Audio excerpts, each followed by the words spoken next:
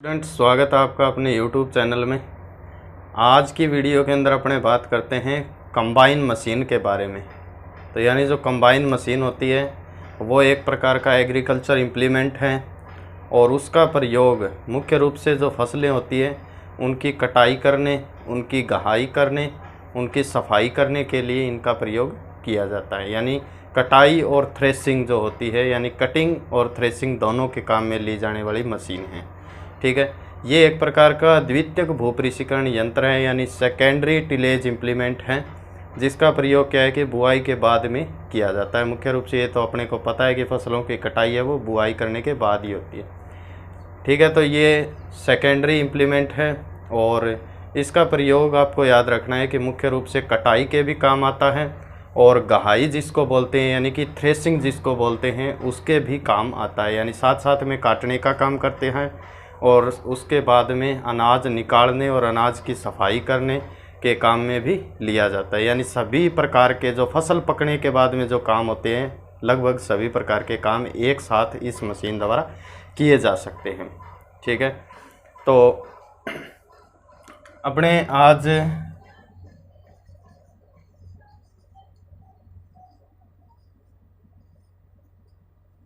Combine के बारे में जानते हैं कि कंबाइन आखिर क्या होता है। तो पहले मैं आपको एक वीडियो यहाँ पर दिखा रहा हूँ जिससे आप समझ सकते हैं कि इसके अंदर किस प्रकार की प्रोसेस होती है। ठीक है,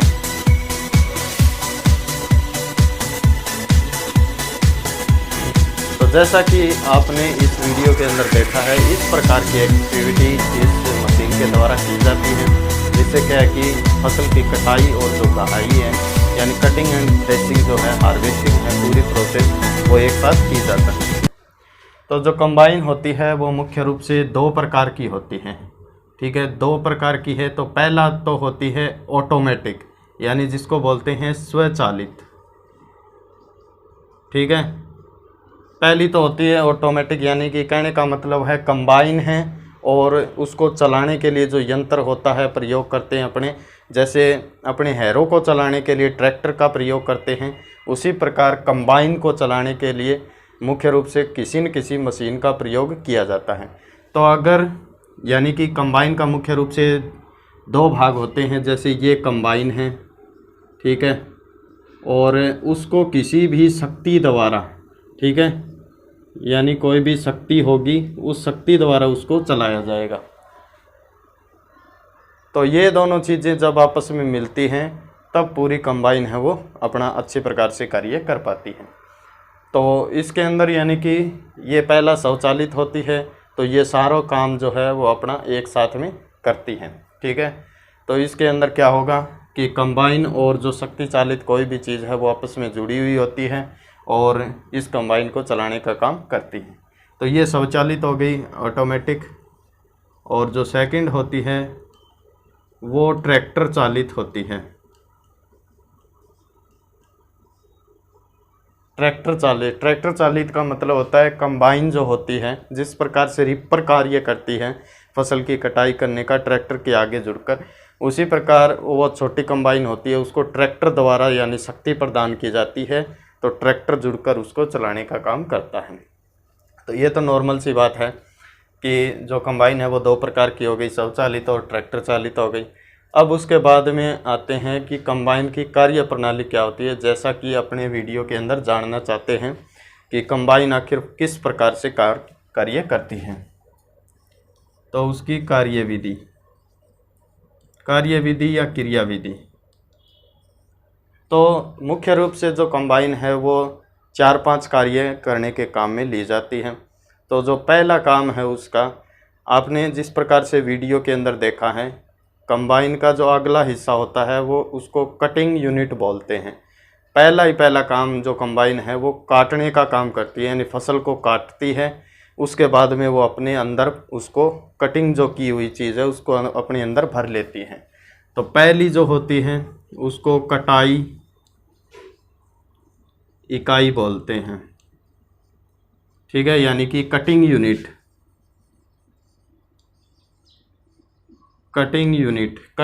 का मतलब होता है आगे वाला जो हिस्सा होता है वो गेहूं की फसल या फिर कोई और दूसरी फसल है, जैसे धान की फसल है या कोई अन्य फसल है, उसको काटने के काम में आता है। और वो इस प्रकार से होता है, यानी गोल होता है और इसके दांते लगे होते हैं, जिससे क्या है कि ये फसल को अपनी तरफ इस प्रकार से लेने का काम करता है। तो इसका मतलब इसको अपने बोलते हैं कटबार, यानी कि इसको सिलेंडर वो कहा जाता है। ये सिलेंडर के ऊपर इस प्रकार से लगा होता है, घूमता है।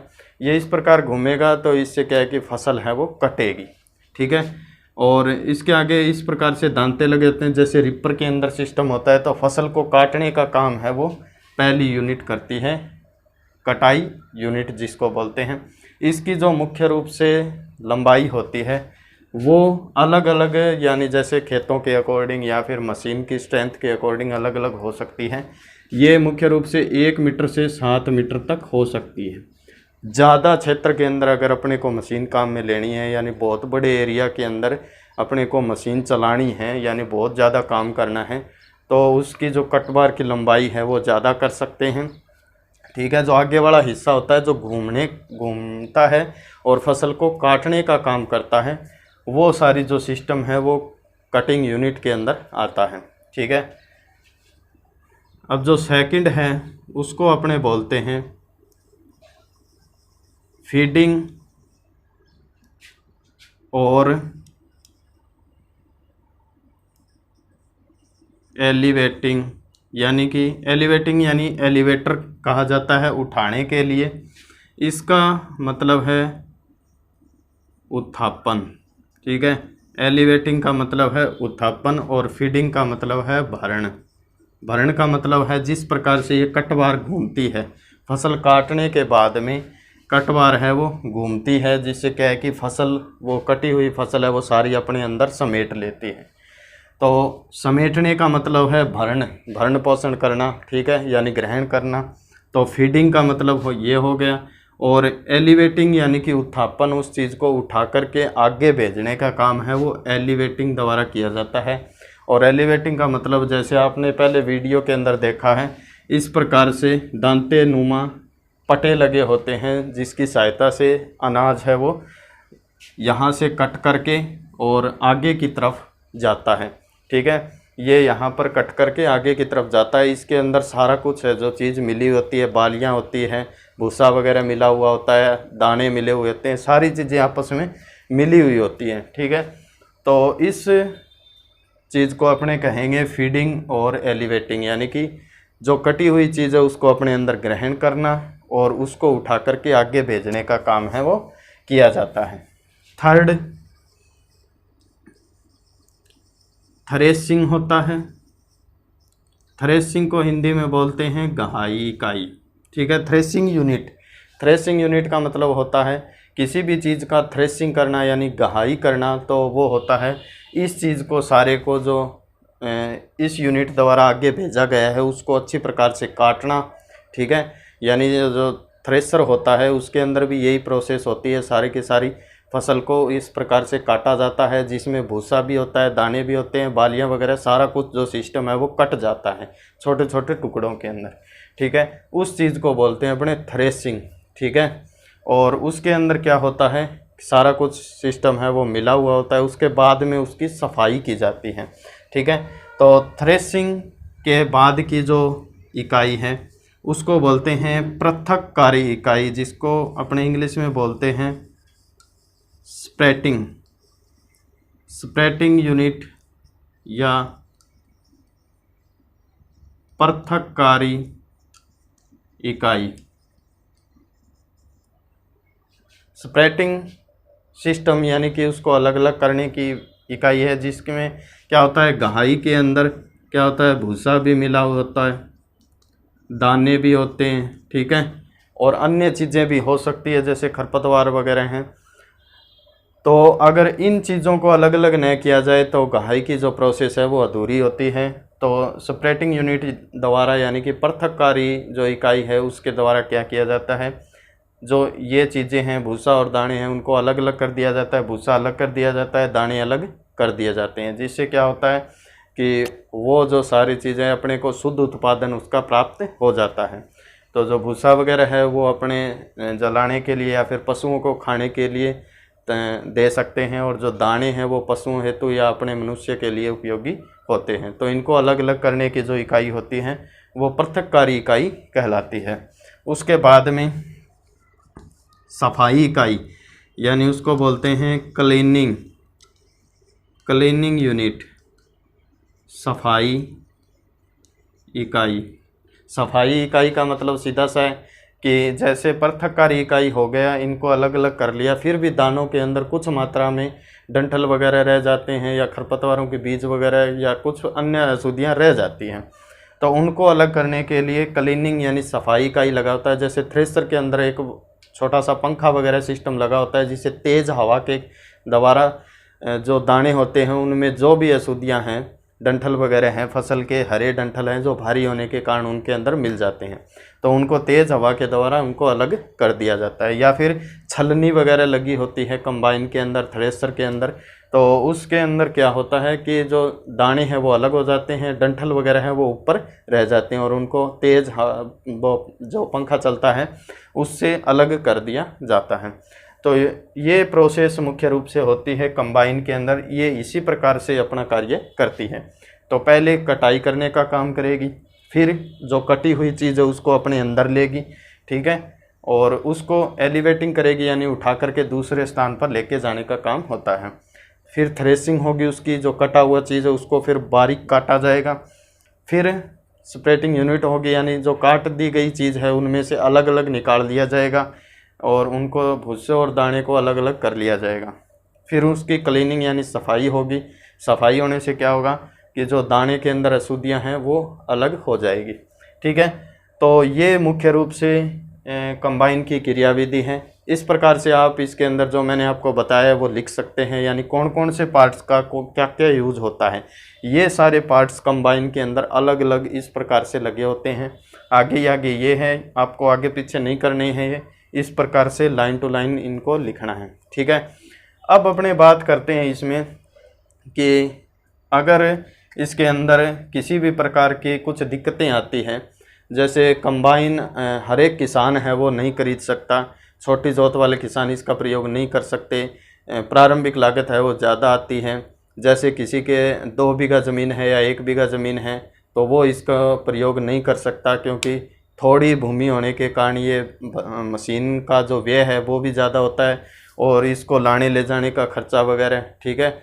और तो ये जो कंबाइन है, कटिंग मशीन है, वो जो बहुत बड़े क्षेत्र पर भूमि या फिर बड़े क्षेत्र पर फसलोत्पादन किया जाता है उनके लिए अच्छी है विधि, और जो छोटे किसान हैं वो इस विधि का प्रयोग कम करते हैं या फिर कर नहीं सकते, क्योंकि इसके अंदर खर्चा वगैरह है वो ज़्यादा आता है, अधिक भूमि चाहिए, क्योंकि कम भूमि के अंदर इसको लाने ले जाने इधर उधर इस प्रकार से अगर कटिंग करें तो कुछ मात्रा में फसल है वो ख़राब हो सकती है।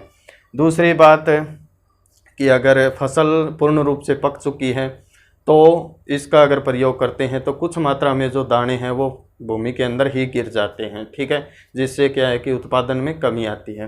तो इस प्रकार के कुछ इसके लॉसेज भी हैं, परंतु इसके कुछ लाभ भी हैं, जैसे श्रमिकों की कम आवश्यकता पड़ेगी, ठीक है, आसानी से अपने इसकी कटाई कर सकते हैं। इसका लॉस ये भी है कि इसको चलाने के लिए कुशल जो श्रमिक वगैरह होते हैं उनकी आवश्यकता पड़ती है, तकनीकी ज्ञान की ज़रूरत होती है, खराबी वगैरह हो जाने पर उस चीज़ का थोड़ा बहुत नॉलेज होना चाहिए, ठीक है। तो ये इसकी कुछ डिमेरिट्स और जो लाभ हैं इसके वो चीज़ें हैं। तो आगे अपने इसके अंदर जानते हैं कि इसकी जो कार्य क्षमता है उसको किस प्रकार से निकालेंगे। तो इसका एक सूत्र है कार्य क्षमता निकालने का कि यह किस प्रकार से कितना कार्य कितने घंटे के अंदर करती है। तो इसका सूत्र ये है C बराबर S इंटू W इंटू कार्य क्षमता प्रतिशत में बटे 10, ठीक है, ये इसका सूत्र है। C का मतलब है कितना कार्य मशीन द्वारा किया गया है, C का मतलब कितना कार्य मशीन द्वारा किया गया है। S का मतलब यहाँ पर है कि S जो चाल है, मशीन की चाल, ठीक है, यानी कि मशीन किस चाल से चल रही है, यानी प्रति घंटा के अकॉर्डिंग किस चाल से चल रही है। जल्दी चल रही है तो वो जल्दी काम करेगी, ठीक है। फसल अगर पूर्ण रूप से पकी हुई है तो फसल को मशीन को जल्दी चला सकते हैं, ठीक है। तो एस का मतलब है वो उसकी चाल पर डिपेंड करता है कि मशीन की चाल प्रति घंटा के अकॉर्डिंग होती है, ठीक है। तो एस का मतलब हो गया चाल, और यहाँ पर डब्लू का मतलब होता है कट बार की लंबाई। कट बार मतलब जो काटने वाली मशीन होती है, इसके आगे दांते से इस प्रकार से त्रिभुज वाले लगे होते हैं, जो क्या है कि फसल को काटने का काम करते हैं, ठीक है। उसकी लंबाई जितनी ज़्यादा होगी वो मशीन है वो ज़्यादा क्षेत्र से फसल को आसानी से काट सकती है, ठीक है। तो एस का मतलब हो गया यहाँ पर चाल, और डब्लू का मतलब हो गया कट बार की लंबाई। कार्य क्षमता प्रतिशत के अंदर है वो लिखनी है आपको, ये तीनों गुणा के अंदर है, बटे के अंदर 10 लगाना है।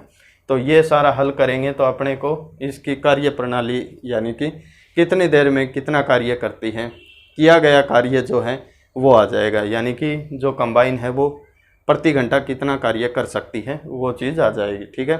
तो इस प्रकार से अपने समझ सकते हैं कि कंबाइन किस प्रकार से कार्य करती है। मैंने वीडियो के द्वारा भी समझाने की कोशिश की है। अब मैं एक कुछ स्क्रीनशॉट डाल रहा हूं जिसको देखकर आप उसमें पढ़कर जान सकते हैं। धन्यवाद।